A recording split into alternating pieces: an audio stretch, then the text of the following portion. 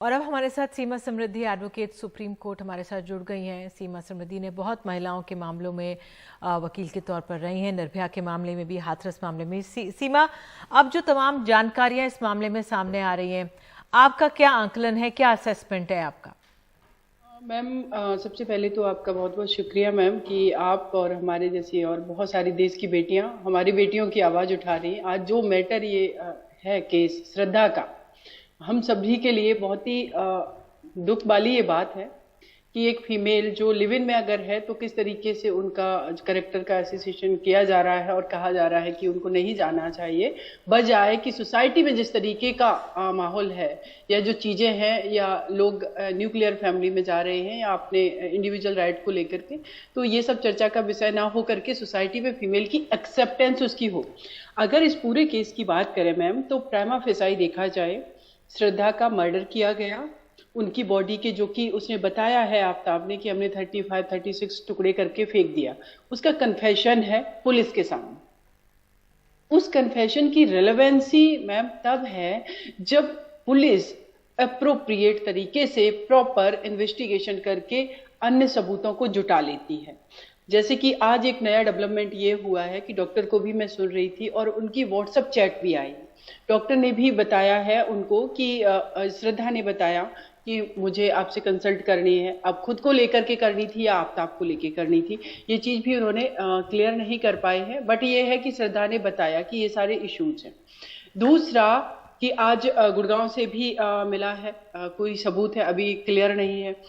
लेकिन मैम, एक Indian evidence act का सेक्शन है 6 जो रेस जेस्टे का एक डॉक्ट्रिन ऑफ रेस जेस्टे है, जिसमें ये कहा जाता है कि अगर आपके पास बहुत कंक्रीट एविडेंस नहीं है बट कोई क्राइम किया गया और अगर उसकी कड़ियां जुड़ती चली जाती हैं, कि जैसे श्रद्धा इनके साथ लिव इन में रह रही, उसने मुंबई छोड़ी, दिल्ली में रहने आई।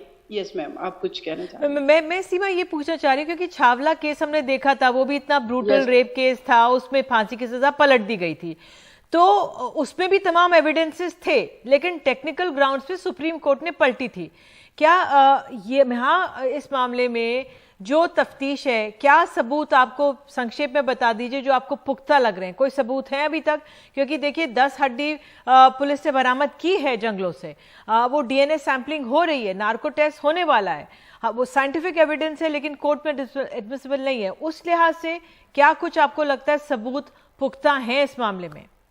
देखिए मैम, इसमें जो मेन कन्फेशन है अगर इसकी आफ्ताब की, और ये कन्फेशन अगर ये कोर्ट रूम में कर देता तो मैम डेफिनेटली फिर वो उसके ऊपर जो भी है मतलब कोर्ट में उसको पनिश किया जाएगा, क्योंकि अब अगर वो गिल्टी प्रूफ हो जाता है, कन्फेशन क्योंकि पुलिस के सामने है तो वो एडमिसिबल उतनी होगी जितने से सबूत जुटाए जाएं। अब जो इसने बताया मैम कि हमने इस जगह पर टुकड़े फेंके हैं, वो वहां से पुलिस ने जो बरामद किए हैं, डीएनए सैंपल में अगर वो प्रूफ हो जाता है कि श्रद्धा के ही है तो वो रिलेवेंट होगा और हमारे लिए एक स्ट्रांग प्रूफ होगा। साथ में डॉक्टर से अभी डिस्कशन हुआ, उसके अलावा व्हाट्सएप चैट है, उसने अपने फ्रेंड्स को वीडियो भेजा है कि वो मारपीट भी करता था।